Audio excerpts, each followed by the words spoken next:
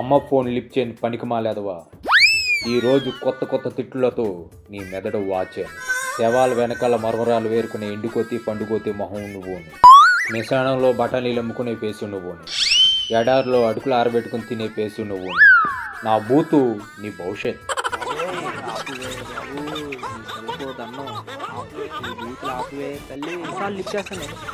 మా అమ్మకాలే కదా లిఫ్ట్ చేస్తాను. చాలా వచ్చేస్తున్నాయి రా బాబు. ఇదేంట్రా చల్లటట్టు ఏంట్రా బాబు, ఇదేం వ్యాధిరా నాకు వచ్చిన వ్యాధి.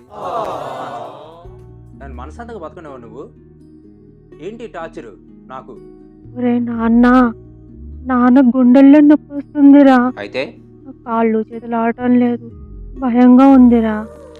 నువ్వు అర్జెంటుగా బయలుదేరి రారా నాన్న. అమ్మా, నేను ఇంత దూరం నుంచి రావడం అవసరమా? ఇంత దూరం నుంచి వచ్చి నేనేం చేస్తానమ్మా? నాన్న గుండె నొప్పి ఏమైనా తగ్గిపోతుందా?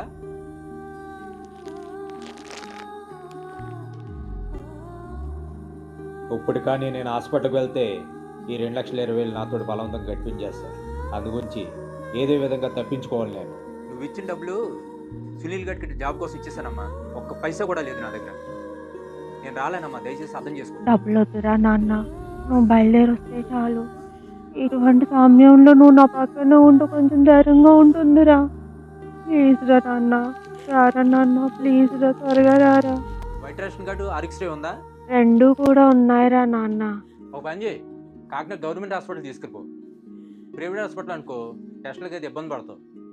పైగా నీ దగ్గర డబ్బులు కూడా లేవు. అమ్మా, ఆ జబ్బు మరి నీకు ఏమైనా అవసరమా? నానున్నా ఒకటే, లేకపోయినా ఒకటే అమ్మా. పని చేసి పైగా నువ్వే పోషించాలి. ఎందుకు అవసరమా నీకు?